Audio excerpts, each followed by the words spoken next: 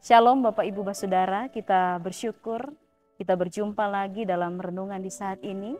Untuk mengawali usbu kerja kita yang baru, kita akan bersama-sama merenungkan kebenaran firman Tuhan yang menguatkan kita dalam menjalani hari-hari kehidupan bersama-sama dengan Tuhan.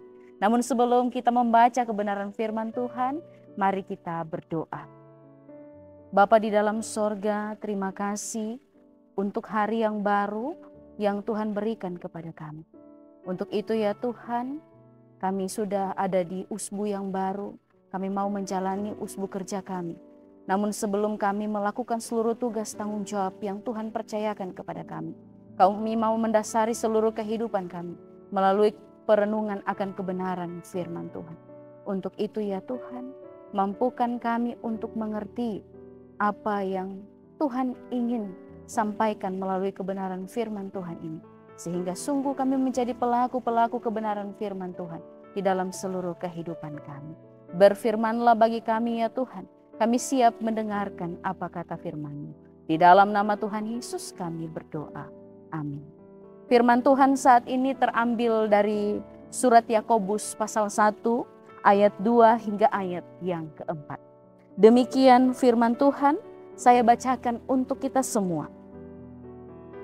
Iman dan hikmat. Saudara-saudaraku, anggaplah sebagai suatu kebahagiaan apabila kamu jatuh ke dalam berbagai-bagai pencobaan.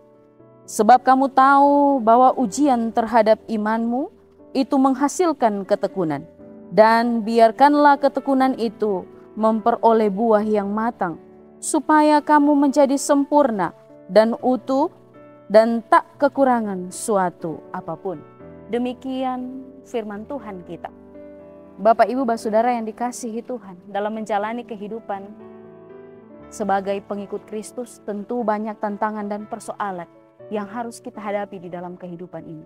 Kalau boleh kita mengatakan kepada persoalan adalah, tolong datang satu persatu, bukan datang sekaligus. Tentu dalam menjalani hari-hari hidup sebagai orang percaya, tantangan persoalan hidup ini tidak pernah lepas di dalam kehidupan kita dalam mengikut Tuhan. Ketika melihat pembacaan kita saat ini, dikatakan bahwa saudara-saudaraku, anggaplah sebagai suatu kebahagiaan apabila kamu jatuh ke dalam berbagai pencobaan.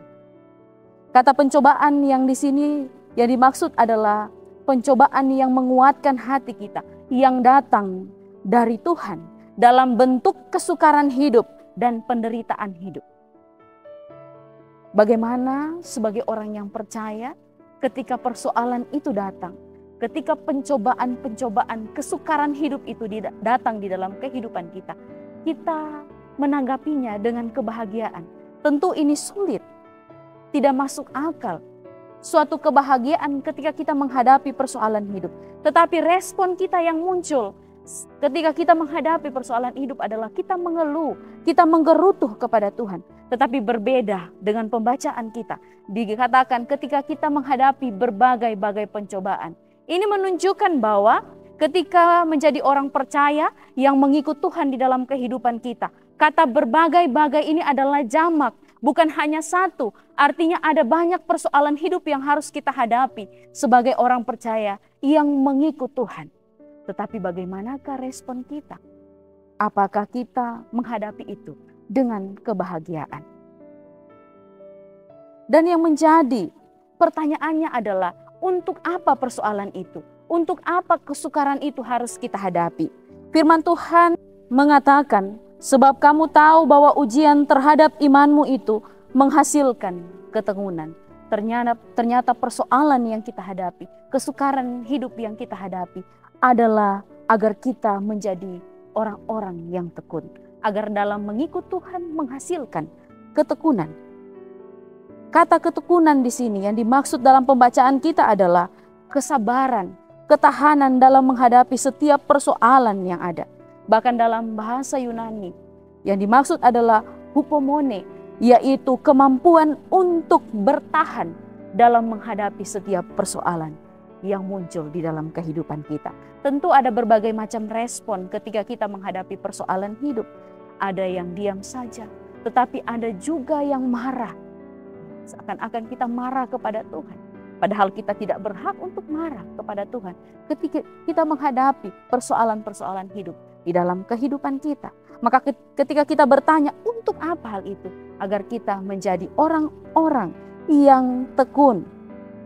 Dan ketika kita tekun, orang lain bisa melihat kehidupan kita yang menghadapi setiap persoalan yang ada itu dengan kebahagiaan, dengan sukacita, dengan bersyukur dan memuji Tuhan. Dan mereka bisa mengenal Tuhan di dalam kehidupan kita sebagai orang yang percaya kepadanya. Suatu hari seorang pendeta muda meminta kepada seorang pendeta tua untuk didoakan agar dia memiliki ketekunan di dalam kehidupannya. Tentu pendeta yang tua ini, pendeta yang senior ini sangat senang ketika dia meminta untuk didoakan, meminta agar dia diberikan ketekunan oleh Tuhan. Ketika saat itu pendeta itu mengajak pendeta muda untuk berdoa. Dan di dalam doanya dia tidak menyinggung sama sekali tentang ketekunan. Tetapi yang diminta oleh pendeta senior ini adalah berikan dia tantangan hidup. Berikan dia persoalan kehidupan. Maka pendeta muda itu ketika mendengar doa sang pendeta senior, dia sangat tersinggung dan marah. Dan selesai berdoa dia bertanya dengan marah kepada pendeta yang senior, kenapa pendeta mendoakan saya, Bapak pendeta mendoakan saya agar hidup saya penuh dengan tantangan. Padahal yang saya minta adalah ketekunan hidup. Lalu pendeta senior ini mengatakan, satu-satunya jalan untuk mendapatkan ketekunan adalah melalui penderitaan. Maka ketika menjalani hari hidup ini, untuk menjadi orang yang tekun adalah mari hadapi setiap penderitaan itu daripada kita. Biasanya kita berdoa kepada Tuhan begini, jauhkanlah penderitaan. Sebenarnya konsep doa ini menurut saya keliru. Tetapi bagaimana kita meminta kepada Tuhan, berikan saya kesabaran untuk menghadapi setiap persoalan-persoalan, penderitaan yang saya hadapi. Sehingga kita menjadi orang-orang tekun. Bahkan di ayat 4 dikatakan, dan biarkanlah ketekunan itu memperoleh buah yang matang, supaya kamu menjadi sempurna dan utuh dan tak kekurangan apapun. Inilah tujuan penderitaan itu di dalam kehidupan kita, agar buah itu menjadi matang, bahkan sempurna di dalam Tuhan. Biarlah kita menjadi pelaku-pelaku kebenaran firman Tuhan, menghadapi setiap penderitaan hidup dengan tekun. Amin. Firman Tuhan. Mari kita berdoa. Bapa di dalam sorga, terima kasih untuk kebenaran firman Tuhan yang sudah kami dengarkan saat ini. Biarlah kebenaran firman Tuhan ini terus bertumbuh di hati kami, agar kami menjadi orang-orang yang tekun dalam kami menjalani setiap penderitaan-penderitaan hidup yang kami lalui bersama dengan Engkau.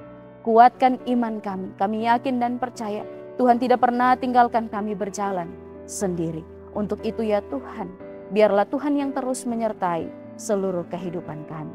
Ini hidup kami Tuhan. Kami siap menjalani usbu yang baru bersama-sama dengan Engkau. Di dalam nama Tuhan Yesus kami berdoa. Amin. Selamat menjalani usbu yang baru. Tuhan Yesus memberkati kita semua.